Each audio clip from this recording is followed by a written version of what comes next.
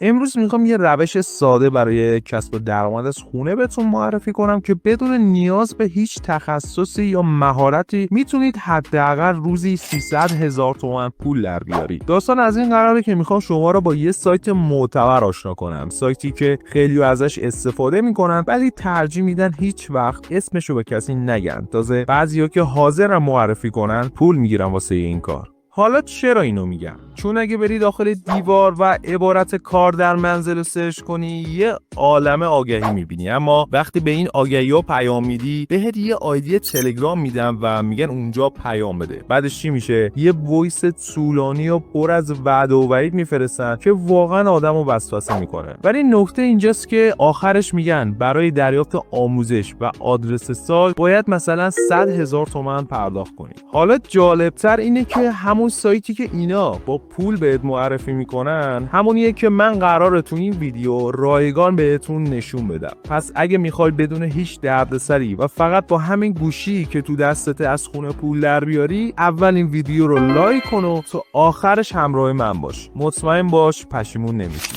خب رفقا، حالا میرسیم به اصل ماجرا. سایتی که دارید میبینید اسمش تایپیرانه، همون سایتیه که اول ویدیو در موردش حرف زدم. این سایت توی حوزه تایپ فعالیت میکنه و بیشتر از 10 ساله که سابقه داره و چیزی حدود 600,000 کاربر فعال داره. توی این مدت هم تونسته بیشتر از 9 میلیارد تومان به کسایی که توش تایپ کردن پرداخت کنه. نکته مهمتر اینه که این سایت نماد اعتماد داره، یعنی شما اگه برید توی صفحه نماد اعتمادش میبینید توی این 10 سال حتی یه شکایت هم ازش نشده. این خودش نشون میده که میتونید با خیال راحت بهش اعتماد کنید. حالا نکته جالبتر اینه که خیلی از این کافینتی‌ها رو دیدم که از همین سایت دارن کسب درآمد میکنن، ولی نه به این صورت که خودشون بشینن تایپ کنن. ماجرا اینه که مثلا یه نفر میاد پیششون و میگه 10 یا 20 تا برگه برای تایپ داره. این کافینتا بابت هر صفحه 30,000 تومان از مشتری میگیرن، اما خودشون نمیشینن تایپ کنن. میان همین برگه ها رو توی تایپیران آگهی میکنن، چون هزینه تایپ توی این سایت از صفحه تقریبا 12,000 تومان شروع میشه. پس عملاً چی میشه؟ اون کافینتیا از مشتری برگه 30,000 تومان میگیره ولی خودش میاد برگه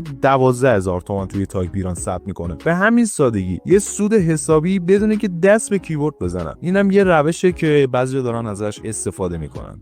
خب حالا میخوام یه ترفند ساده بهتون آموزش بدم که بتونید از تایپ کردن توی این سایت درآمد داشته باشید، اونم بدون اینکه حتی یه دکمه از کیبورد رو فشار بدید. بله درست شنیدید، یه راهکار فوق العاده ساده و سریع بهتون یاد میدم که میتونید همه پروژه ها رو با کمترین زحمت انجام بدید و راحت و سریع تحویل مشتری بدید. اما اول از همه باید پروژه بگیرید. برای شروع لازمه که داخل سایت ثبت نام کنید که اصلا هم سخت نیست. کافی از هدر سایت روی گزینه ورود و عضویت کلیک کنید تا وارد این صفحه بشید. حالا باید شماره موبایلتون رو داخل این بخش وارد کنید و بعد روی گزینه مرحله بعد کلیک کنید. حالا تو این مرحله باید اطلاعاتتون رو تکمیل کنید. توی این قسمت اول باید نامتون رو بنویسید، توی قسمت دوم نام خانوادگیتون رو وارد کنید، یه رمز عبور برای حسابتون انتخاب کنید. اگه ایمیل دارید میتونید وارد کنید ولی اجباری نیست. در نهایت کد امنیتی یا همون کد کپچا رو داخل این قسمت بنویسید و روی دکمه عضویت کلیک کنید. بعد از این وارد همچین صفحه‌ای میشید که باید کدی که به موبایلتون پیامک شده رو وارد کنید تا شماره‌تون تایید و وارد پنل کاربریتون بشید. خب دوستان، همونطور که میبینید الان وارد پنل کاربریمون شدیم. حالا برای اینکه یه پروژه بگیریم خیلی ساده از منوی سمت راست سایت اول روی گزینه پروژه و بعد روی پروژه‌های سایت کلیک کنید تا وارد صفحه پروژه‌ها بشید. همونطور که میبینید اینجا پر از پروژه‌های مختلفه و میتونید هر کدومو که دوست دارید انتخاب کنید. حالا نگران نباشید چون قراره با یه ترفند خیلی راحت این پروژه‌ها رو سریع انجام بدید و تحویل مشتری بدید. برای گرفتن پروژه کافیه یه نگاهی به لیست پروژه‌ها بندازید. وقتی یکیشون نظرتون رو جلب کرد روش کلیک کنید تا صفحه جزئیات پروژه براتون باز بشه. توی این صفحه میتونید توضیحات کامل پروژه رو بخونید و فایل پیوستش رو دانلود کنید کنید تا بررسیش کنید. اگه دیدید پروژه براتون مناسبه و میتونید از پسش بر بیاید، کافیه روی گزینه ارسال پیشنهاد به پروژه کلیک کنید و پیشنهادتون رو ثبت کنید. برای مثال من خودم یکی از این پروژه رو انتخاب کردم و فایل پیوستش رو دانلود کردم. توی این فایل 2 تا عکس بود که توشون 2 تا کاغذ دستنویس بود و ازم خواسته شده بود این 2 تا صفحه رو با دقت توی یه فایل ورد تایپ کنم. حالا اینجاست که میخوام 2 تا ترفند بهتون یاد بدم تا بتونید این کارا رو بدون زحمت انجام بدید که دومیش از همه مهمتره و مطمئنم بعد از شنیدنش دهنتون از تعجب باز میمونه. اولین ترفند اینه که یه سری سایت وجود دارن که میتونن صدای شما رو به متن تبدیل کنن. یعنی شما فقط کافیه متن رو از روی کاغذ بخونید و این سایت ها خودشون از روی صدای شما شروع میکنن به تایپ کردن. یکی از این سایت ها تایپو هست که کافیه روی این دکمه کلیک کنید و شروع کنید به خوندن متن. خودش اتوماتیک تایپ میکنه.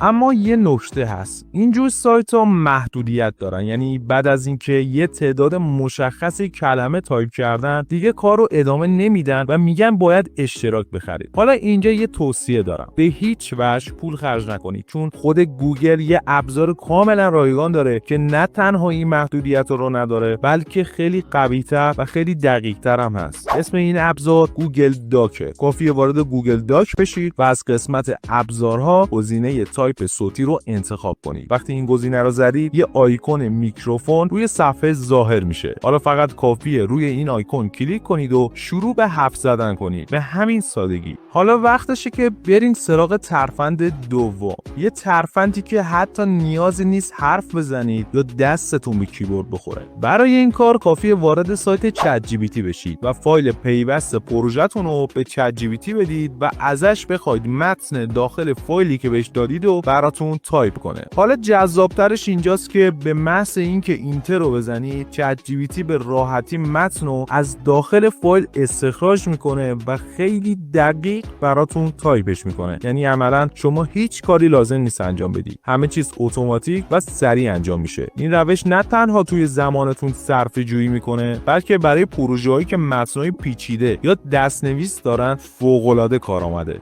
خب رفقا، حالا رسیدیم به آخرین نکته مهم که باید حتما بهش دقت کنید. وقتی پروژه رو انجام دادید، چه با استفاده از چت جی پی تی متن رو استخراج کرده باشید یا با گوگل داک تایپش کرده باشید، مرحله آخر اینه که متن نهایی رو آماده کنید برای تحویل. مشتریان معمولا از شما میخوان که پروژه رو به صورت یک فایل ورد تحویل بدید. برای این کار خیلی ساده، متنی که دارید رو کپی کنید و داخل یک فایل ورد پیست کنید. دقت کنید که فایل مرتب و تمیز باشه، چون ظاهر فایل هم توی جلب رضایت مشتری خیلی تاثیر داره. بعد از اینکه متن رو داخل ورد وارد کردید، حتما یه بار چک کنید که اشتباهی نداشته باشه. اگه لازم هم بود، فونت و سایت نوشته ها رو طبق خواسته مشتری تنظیم کنید و در نهایت فایل رو ذخیره کنید.